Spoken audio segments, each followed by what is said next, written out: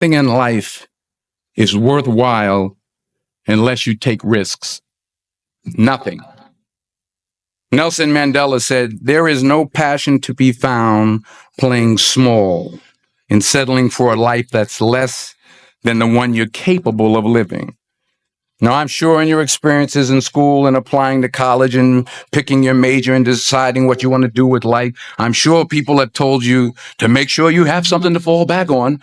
Make sure you got something to fall back on, honey. But I never understood that concept, having something to fall back on. If I'm going to fall, I don't want to fall back on anything. I want to fall forward. I figure at least this way I'll see what I'm going to hit. Without consistency, you'll never finish. So do what you feel passionate about. Take chances.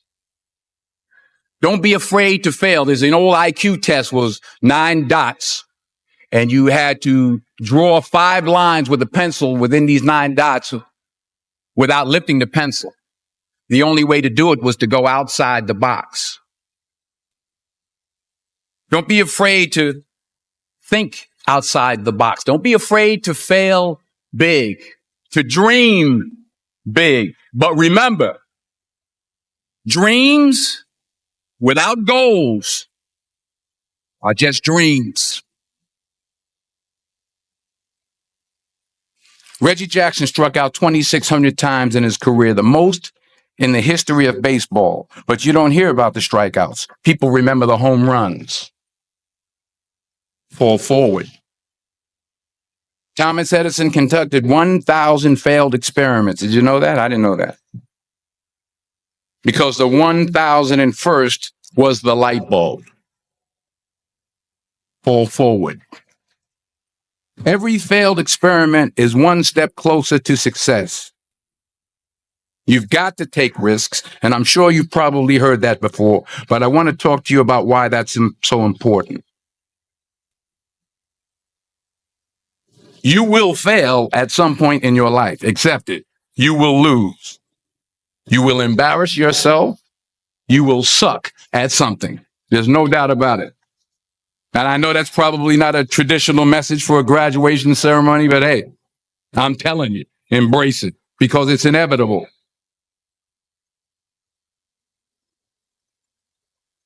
In the acting business, you fail all the time. Early on in my career, I auditioned for a part in a Broadway musical. Perfect role for me, I thought, except for the fact that I can't sing. I didn't get the job. But here's the thing. I didn't quit. I didn't fall back. I walked out of there to prepare for the next audition and the next audition and the next audition. I prayed. I prayed and I prayed. But I continued to fail and fail and fail. But it didn't matter because you know what? There's an old saying, you hang around the barbershop long enough, sooner or later you're going to get a haircut.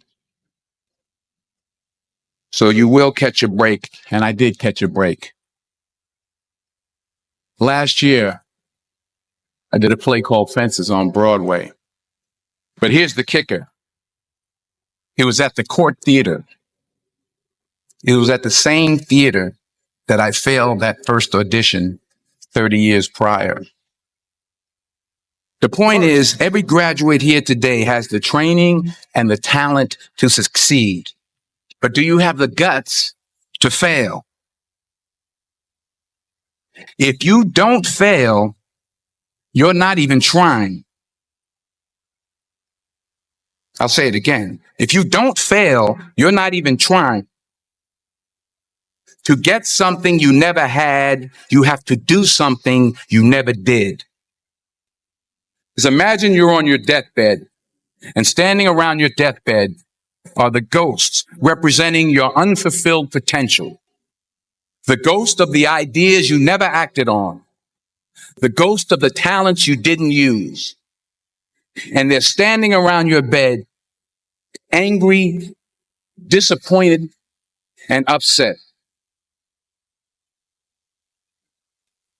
They say we came to you because you could have brought us to life, they say. And now we have to go to the grave together. So I ask you today, how many ghosts are going to be around your bed when your time comes?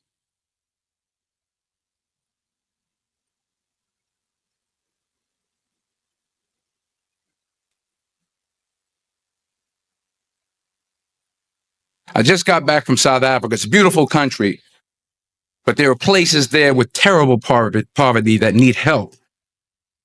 And Africa is just the tip of the iceberg. The Middle East needs your help. Japan needs your help. Alabama needs your help. Tennessee needs your help. Louisiana needs your help. Philadelphia needs your help. The world needs a lot, and we need it from you. We really do. We need it from you young people. I mean, I'm not speaking for the rest of us up here, but I know I'm getting a little grayer. We need it from you, the young people, because remember this. You got to get out there. You got to give it everything you got, whether it's your time, your talent, your prayers, or your treasures. What are you going to do with what you have? I'm not talking about how much you have. Some of you are business majors. Some of you are theologians, nurses, sociologists. Some of you have money. Some of you have patience. Some of you have kindness. Some of you have love. Some of you have the gift of long suffering, whatever it is, whatever your gift is. What are you going to do with what you have? All right, now here's my last point about failure. Sometimes it's the best way to figure out where you're going. Your life will never be a straight path. I began at Fordham University as a pre-med student. I took a course called cardiac morphogenesis. I couldn't read it. I couldn't say it. I sure couldn't pass it. So then I decided to go into pre-law, then journalism. And with no academic focus, my grades took off in their own direction.